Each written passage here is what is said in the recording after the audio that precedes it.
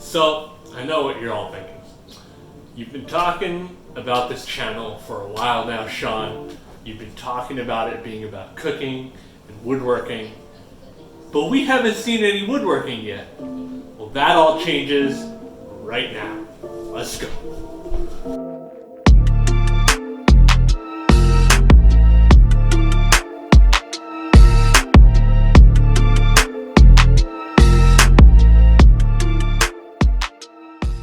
So we just got back from Home Depot. We picked up some lumber. So let's go take a look at it, shall we? As you may have noticed in the previous videos, we've already got a bunch of equipment and tools in here, but I've been putting off the constant excuse of, well, when am I gonna pick up some lumber and start working? That's been a bit of a challenge considering my wife and I both drive sedans essentially. But today I was like, enough is enough. I should be able to make it work. I should be able to get my hands on some wood.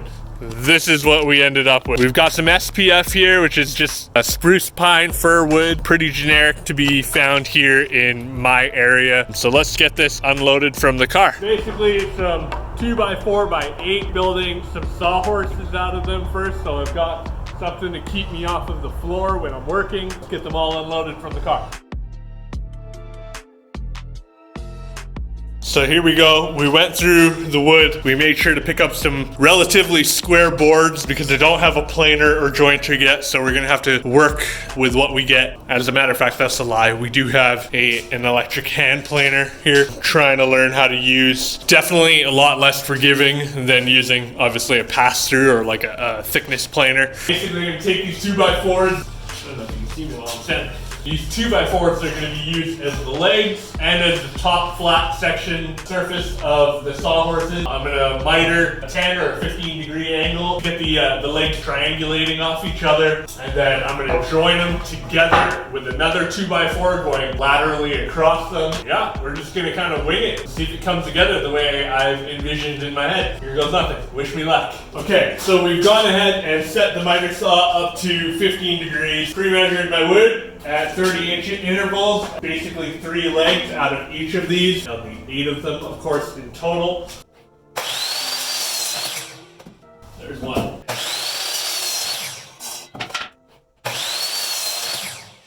I didn't account for the fact that I cut this 30 inches off of the end grain. So what I might be able to do is reuse this piece as my brace that goes across.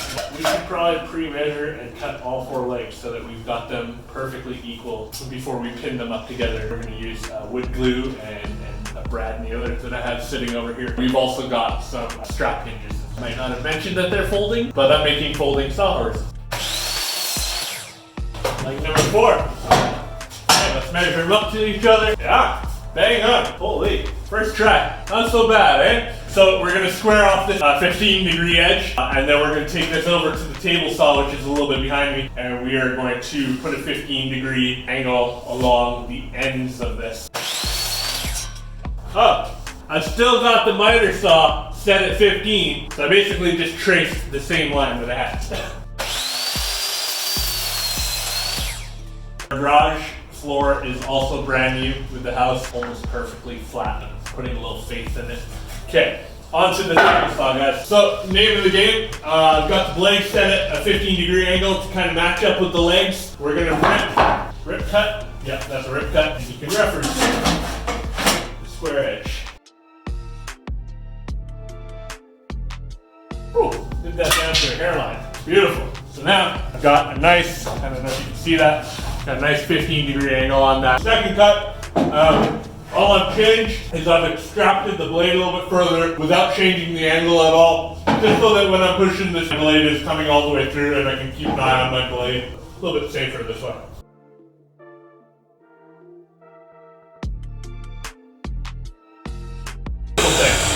There you go. Same thing as before. Cross brace, leg 1, leg number 2.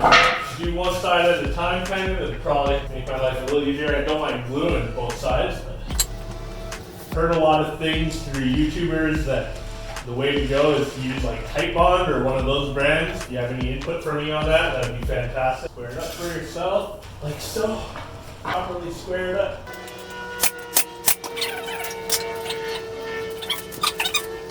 heard the word plumb a lot. What is plumb? If any of you have the answer for that for me, I'd love to know. I'm pretty sure it's an acronym, but I don't know what the acronym is. That is the basis of your sawhorse right there. So I took one of the hinges, I drew in a line exactly 1 inch from the edge, just like so. I don't know if you can see that, but basically 1 inch from this edge and 1 inch from this outside edge, okay? And then I took the hinge itself, I lined up the barrel with that 1 inch mark and also with the very top of the piece of wood. Draw your 3 circles, do the same thing on this side. Pre-drill your holes right in the center of them. So what I've got here are some 1 inch number 6 or number 8 screws. I've got a number 2 Robertson.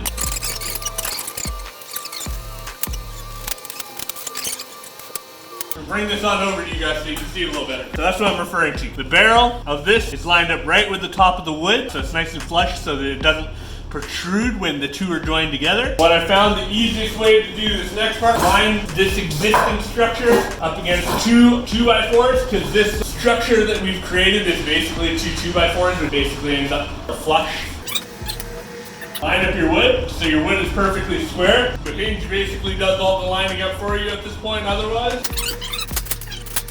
You can see that I used 2 2x4s to square this off, and that way that one kind of sat parallel to it, and screwed my first hinge down on that side, and that side just kind of did those two while they were standing vertically. Now I know that both my wood and my screws are centered and my hinges are centered. So I went to the store and I picked up this pocket hole jig. Really quite happy with it. It's fun, easy to use. We'll cover it a little bit more in the next video. I kind of just went ahead all excitedly and started using it for myself. It was used to attach these cross braces here that kind of gave the sawhorse a little bit more structure. Hid the pocket holes on the insides here so that you can't actually see them when you're looking at it from an external point of view. Actually allows me also in the future to attach a shelf as well. So I did go to the hardware store to pick up a little bit more wood. So I picked up basically a 2x8 here, cut them down into 35-inch lengths, and then sat them down on top my sawhorse, extended off both ends by about 3 inches. Why did I want it to extend out 3 inches on either side? It's so that I have the ability to use the end of it, clamp something down. If you look at the top of it, we've used deck screws to screw the top piece onto only 1/2 of the sawhorse. And what this allows me to do